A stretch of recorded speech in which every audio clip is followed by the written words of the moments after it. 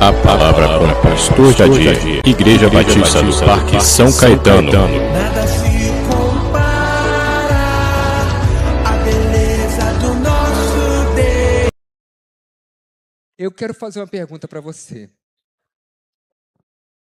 Você conhece a quem você adora? É uma pergunta interessante, sabe por quê? Porque Jesus, quando conversa com a mulher samaritana, lá em João capítulo 4, ele fala que vocês samaritanos adoram a um Deus que vocês não conhecem. Como é que é isso? Às vezes nós estamos acostumados, treinados, e a gente faz um monte de coisa sem nem saber por que é que faz.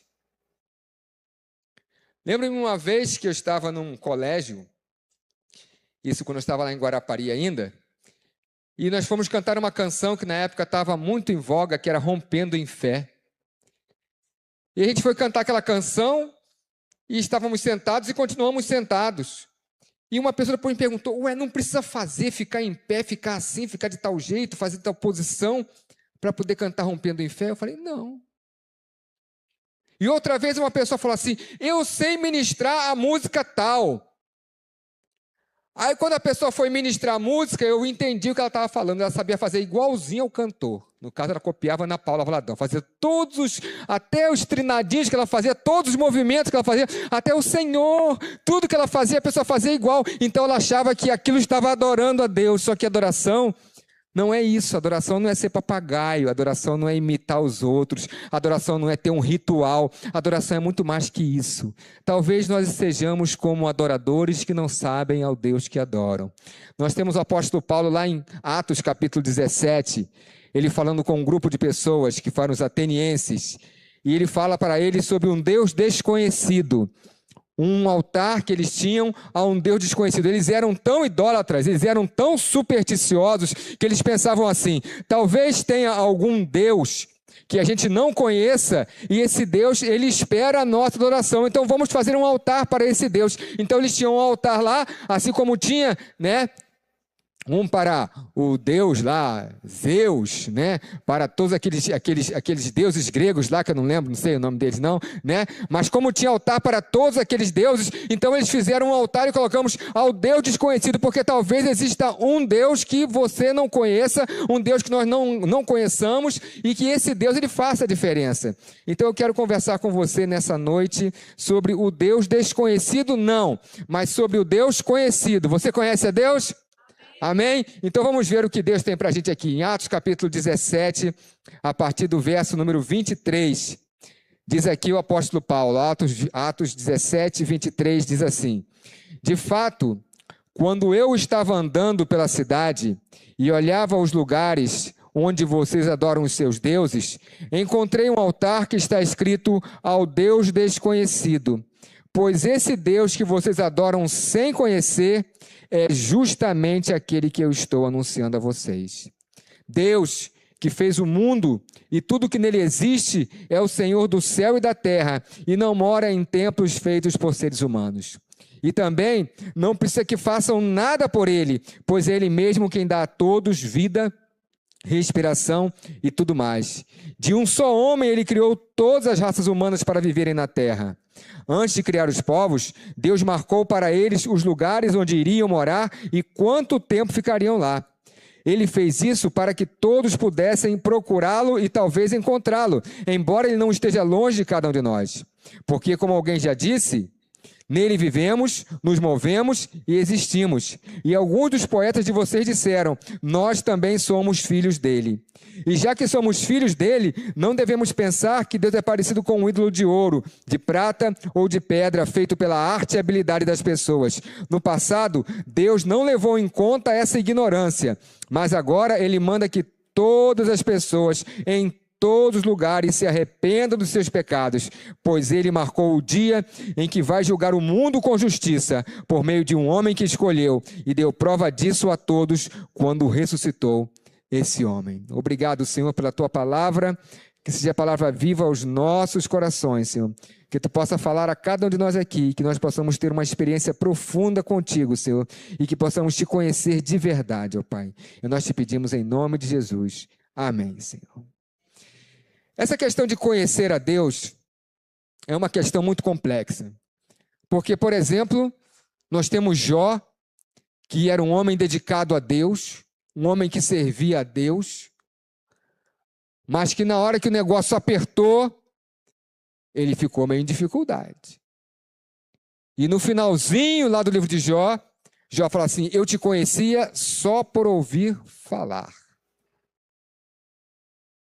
Eu não te conhecia.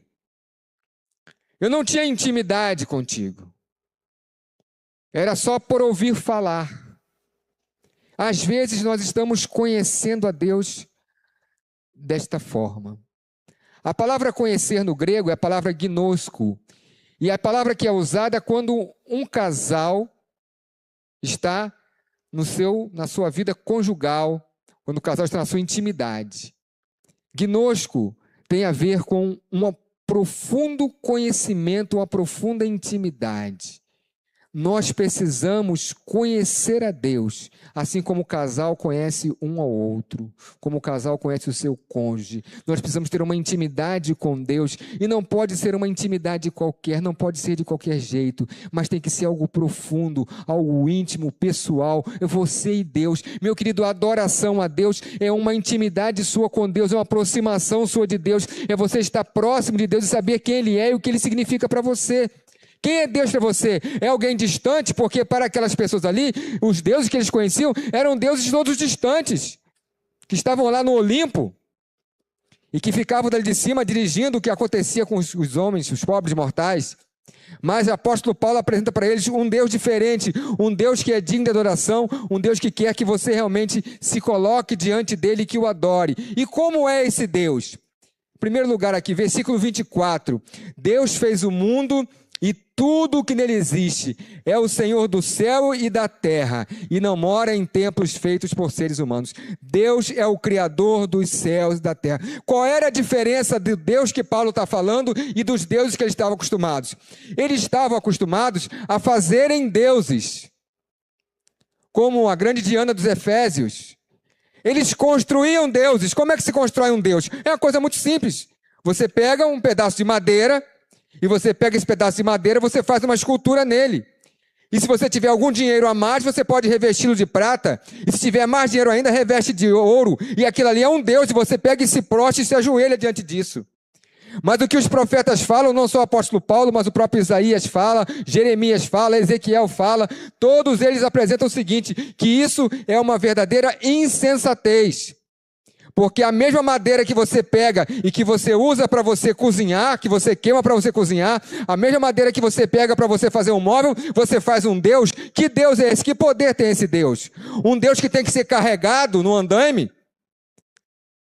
Um Deus que tem que ser carregado? Um Deus que não fala? Um Deus que não ouve? Um Deus que não vê? Um Deus que não anda? Um Deus que não tem posicionamento? Um Deus que não pensa? Que Deus é esse? Infelizmente, as pessoas preferem esse tipo de Deus. Preferem se ajoelhar, se prostrar diante de deuses que não falam, que estão parados lá, e que se você não carregar, ele não vai para lugar nenhum. E que se você derrubar ele, ele se quebra, ainda mais hoje, né, que se fazem muitos deuses de gesso, né? É de gesso. Você coloca ali, cuidado, cuidado, cuidado, senão a estátua pode cair do andor. E se cair do andor, o que acontece? Quebra.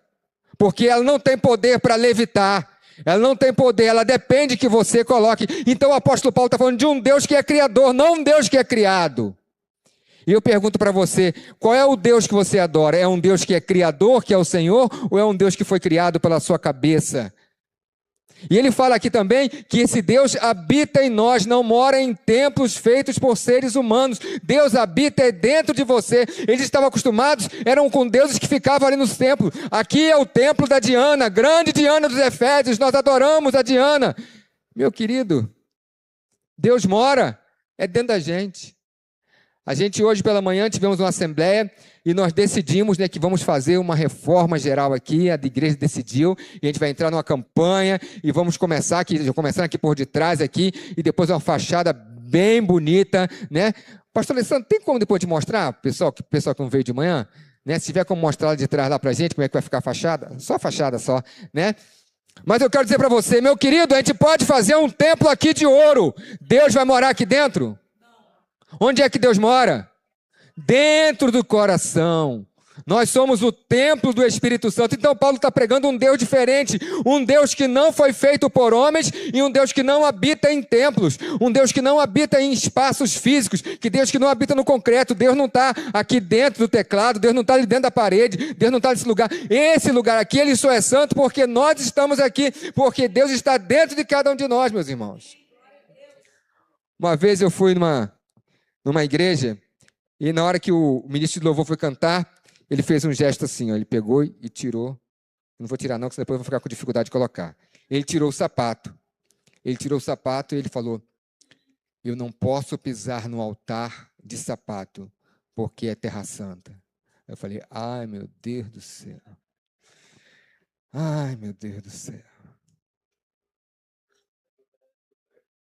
O que é isso, gente?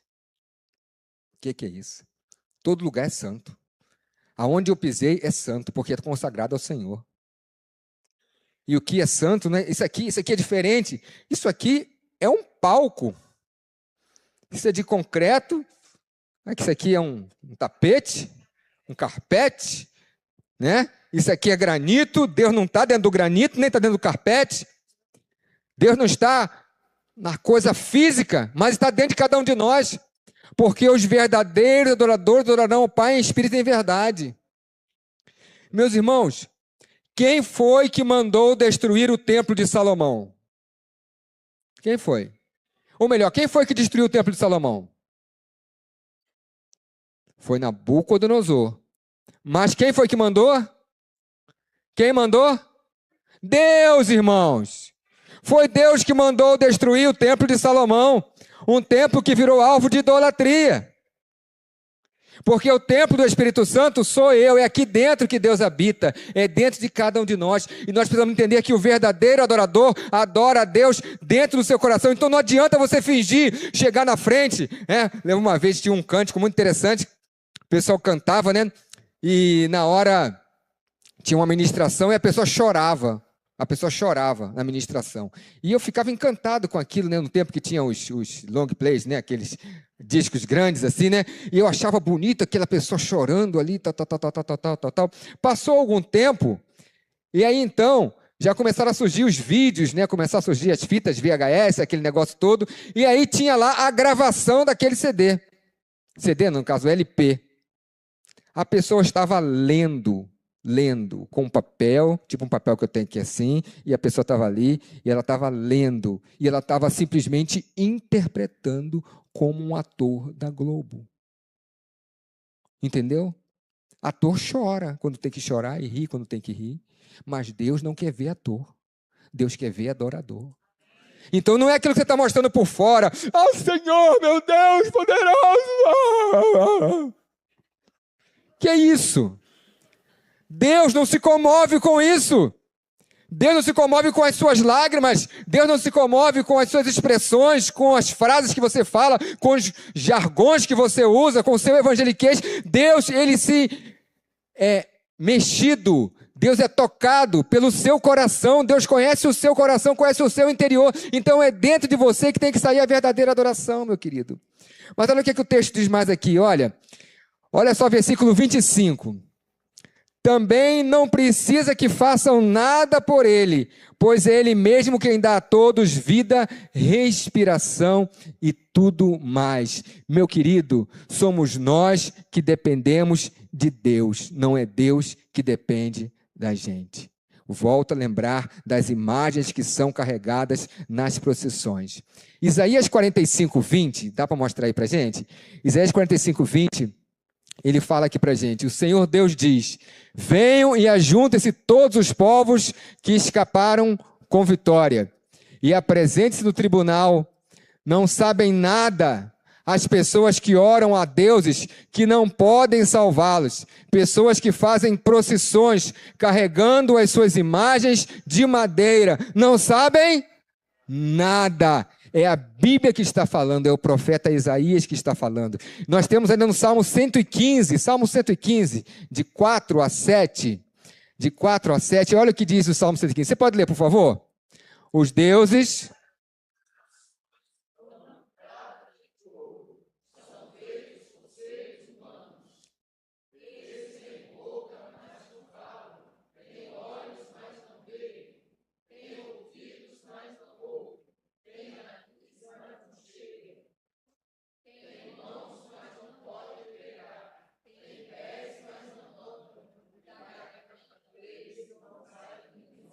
Esses são os deuses que os atenienses estavam acostumados a adorar.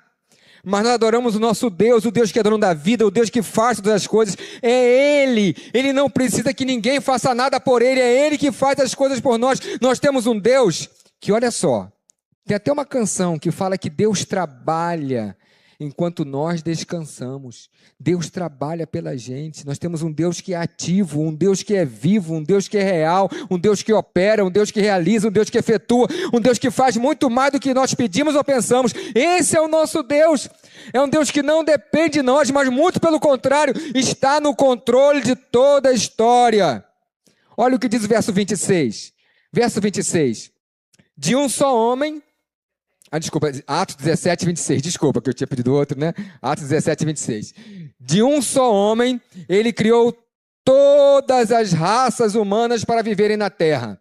Antes de criar os povos, Deus marcou para eles os lugares onde iriam morar e quanto tempo ficariam lá. Sabe de uma coisa? As coordenadas, tempo e espaço. Deus está no controle. Deus é o Senhor do tempo. As coisas só acontecem na hora que tem que acontecer. E Deus é o Senhor do espaço. É cada coisa no seu lugar certo. Então não precisa ficar desesperado. Ai, socorro, o que está acontecendo? O que está acontecendo? É tanta destruição. Nós tivemos agora um terremoto, né, lá na Colômbia, lá na Venezuela, desculpa. Um terremoto na Venezuela. E temos a guerra que está acontecendo lá. Nem sei onde está acontecendo guerra, né? E tem destruição que está acontecendo, e tem tsunami que se levanta, e tem vulcão que entra em erupção. E o que mais está acontecendo? Tanta coisa está acontecendo. Aí as pessoas ficam desesperadas, preocupadas, ansiosas, angustiadas. Senhor, o que está acontecendo? Tu perdeste o controle? Não, tudo está no controle de Deus. Tudo está no controle de Deus.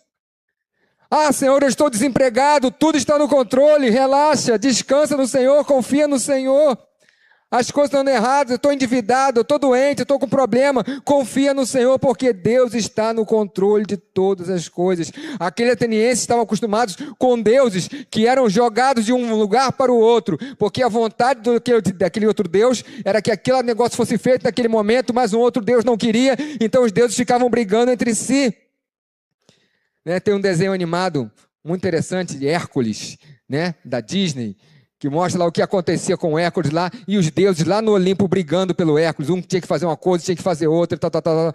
Era esses deuses que os atenienses conheciam, só que o nosso Deus é um Deus diferente. Ele está no controle da história, Ele está no controle da sua vida. Ele não fica dependendo que você guie Ele. É Ele que te guia. E aqui a gente tem que falar uma coisa com vocês. A gente às vezes fica enganado, achando que a gente vai controlar Deus.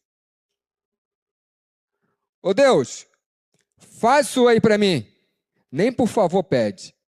Alguns ainda fazem assim, olha. Deus, eu ordeno. Deus, eu determino. Deus, eu exijo. Já ouviram isso? Quem já ouviu isso? Levanta a mãozinha assim. Ah, então, né? É verdade? O que é isso? Quer dizer que Deus, Ele é meu servo. Deus, Ele é meu escravo. Deus, Ele vai fazer aquilo que eu estou com controle. Gente, nem o controle da televisão, às vezes você tem o domínio. Quem domina é a sua esposa, é o seu filho, né? Seu neto. Entende o seguinte: Deus está no controle da sua vida.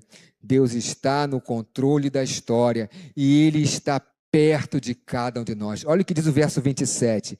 O verso 27 diz que ele faz isso para que todos pudessem procurá-lo e talvez encontrá-lo, embora ele não esteja longe de cada um de nós. Deus está perto. Perto está o Senhor de todos os que o invocam, de todos os que o buscam, mas de todos aqueles que o buscam de verdade. Deus quer ficar pertinho de você. Quando Isaías anunciou que ia nascer Jesus, ele falou que Jesus teria o nome de Emanuel, que é Deus conosco.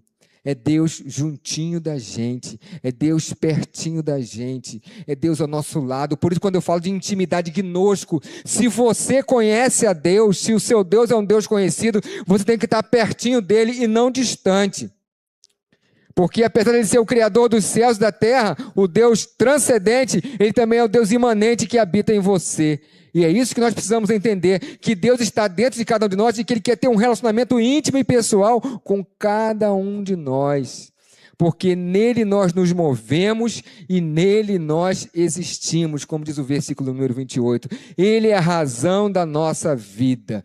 Pode mostrar 1 Coríntios 5,15, que fala que ele morreu por todos, para que os que vivem não vivam mais para si, mas vivam para aquele que por eles morreu e ressuscitou. Ou seja, eu vivo para a glória de Deus. O que dá sentido à minha vida é a existência de Deus. Eu encontro significado para a minha vida é em Deus.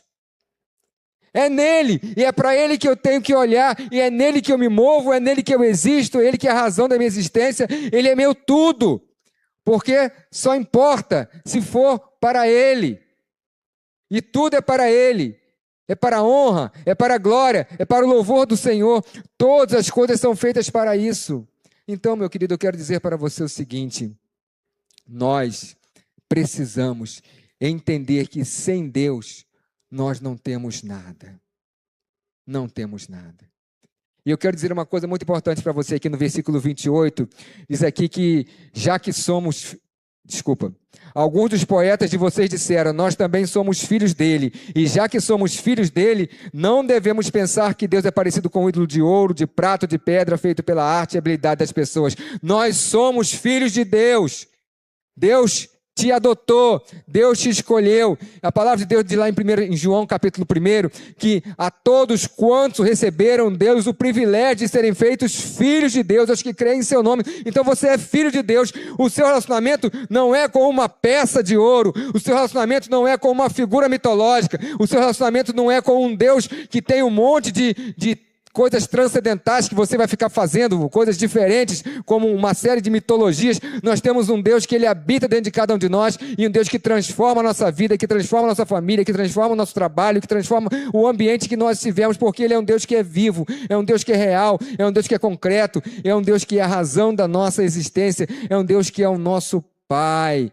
É um Pai maravilhoso, é um Pai bondoso, é um Pai gracioso, é um Pai carinhoso, é um Pai que nos pega no colo, é um Pai que nos ampara. Sabe como é que eram aqueles deuses lá dos atenienses? Era um deus assim, ó, que o Zeus, que era o principal, ele jogava raios, assim, ó. Jogava raios nas pessoas. Raios, raios. Era assim. E os deuses tinham todas as suas manias. E eles tratavam os mortais como coisa qualquer. Eram brinquedinhos para eles. Brinquedinhos. O nosso Deus não. O nosso Deus sabe que nós somos filhos dele. E ele nos trata como filhos. Gente, isso é uma coisa muito linda. Saber que tem um Deus que é Pai, que cuida da gente, que está ao nosso lado, que nos ampara, que nos guarda. Meus irmãos, isso é coisa muito linda e que às vezes nós não entendemos muito bem. Eu queria estar lendo aqui Oséias, capítulo 11. Oséias 11. Olha o que Oséias fala, versículo 1. A respeito do povo de Israel, o Senhor Deus diz: quando Israel era criança, eu já o amava, e chamei o meu filho que estava na terra do Egito. Versículo 3. Mas fui eu quem ensinei o meu povo a andar. Eu o segurei nos meus braços, Porém, eles não sabiam que era eu que cuidava deles. Com laços de amor e de carinho, eu os trouxe para perto de mim. Eu os segurei nos braços, como quem pega uma criança no colo. Eu me inclinei e lhes dei de comer. Gente, é Deus falando da gente. Olha como é que Deus lida com a gente. A gente não é uma coisa qualquer. Nós somos verdadeiramente usados por Deus e considerados por Deus. Deus é o nosso Pai, Ele nos olha como filho, nos trata como filho de forma tão carinhosa, de forma tão amorosa. Então esse é o Deus que o apóstolo Paulo está apresentando. É esse Deus que você conhece? Eu quero fazer uma revisão com você aqui. É o Deus que é Criador? Amém? É um Deus que é Pai? Amém? É um Deus que mora dentro de você? Amém? É um Deus que não depende de nós, mas que está no controle de todas as coisas? Amém? Então, se esse é o seu Deus, meu querido, você precisa ter mais intimidade, mais proximidade com esse Deus. Você tem que estar mais aos pés desse Deus, porque esse Deus, ele é Deus maravilhoso. É o único Deus, é o Senhor dos céus e da terra. E eu sei que talvez você esteja adorando a Deus de uma forma diferente. Mas olha o que diz o versículo 30. Diz que é possível haver arrependimento. No passado, Deus não levou em conta essa ignorância. Mas agora Ele manda que todas as pessoas, em todos os lugares, se arrependam dos seus pecados. Eu não sei que tipo de Deus você está adorando. Se é um Deus de prata, se é um Deus de ouro, se é um Deus que habita em templo, se é um Deus que é conduzido lá pelas suas emoções, se é um Deus que você controla, eu não sei. Mas eu quero dizer para você que se você está adorando um Deus errado, você pode se arrepender e mudar. E mudar. Esse sermão o apóstolo Paulo pregou para os atenienses, há 2000 anos atrás. Ele estava na Bereia, ele caminhou 400 quilômetros para poder chegar lá em Atenas. E lá em Atenas ele pregou essa mensagem. Mas essa mensagem é a mensagem para cada um de nós. E o que eu quero perguntar para você nessa noite é se talvez você não precisa de uma mudança de mente, de percepção. Tem uma palavra no grego que é a palavra metanoia, que é a mudança de mente. Talvez você precise mudar o seu foco. Que tipo de Deus você tem adorado? Será que é um falso Deus? Será que é um Deus que tem boca, mas não fala? Deus fala. Deus tem boca e Deus fala. Deus vê. Deus ouve. Deus tem uma mão grandona. Sabe qual é o tamanho da mão de Deus? Isaías capítulo 40, ele diz que toda a água do oceano cabe aqui, ó, na concha da sua mão. Qual o tamanho da mão de Deus? É toda a água de todos os oceanos, hein? É muita coisa, hein? É muita coisa, está tudo na mão de Deus. E se Deus com essa mãozona pega você no colo como um filho amado. Olha que coisa linda. É esse Deus que você adora? Se não é, meu querido, é hora de você mudar. É hora de você passar a adorar esse Deus verdadeiro, porque esse Deus, Ele mandou Jesus. Jesus está vivo. Aqui o versículo número 31 diz que Ele ressuscitou. Ele está vivo e Ele quer manter um relacionamento com você. Deus quer ter intimidade com você. Deus quer ter um momento todo dia com você. Nós não estamos aqui nos 21 dias de oração. Deus quer estar todo dia com você. Todo dia. Todo dia. Eu gosto de café. Eu acho que eu tomo café todo dia. Todo dia, né, moção? Todo dia. Sou eu que faço café lá em casa. Semana diz que é o melhor café. Então, convidar você para tomar café lá em casa, você vai ver se meu café é bom, né, mozão? Mas olha só. Deus, a minha conversa com Deus tem que ser diária, como é diário o meu cafezinho. A minha oração a Deus tem que ser todo dia. Não é só um dia ou outro. Deus quer falar comigo todo dia. E como é que Deus fala? Deus fala através da sua palavra.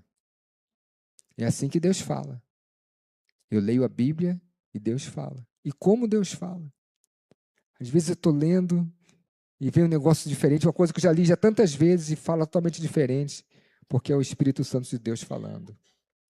E eu queria convidar você a fazer um compromisso com Deus.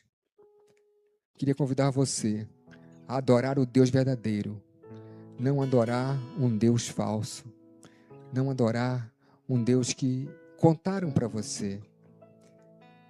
Tem gente que hoje em dia fala assim, eu sou evangélico, por quê? Porque eu canto essa música evangélica, eu gosto da música evangélica. Deixa eu falar uma coisa para você, cantar música não quer dizer que você está adorando a Deus, não. Que muita gente canta, mas não está tão distante de Deus. Não é só isso. Eu estou adorando a Deus porque eu estou vindo ao templo. Tem tantas pessoas que vêm ao templo e que não adoram a Deus.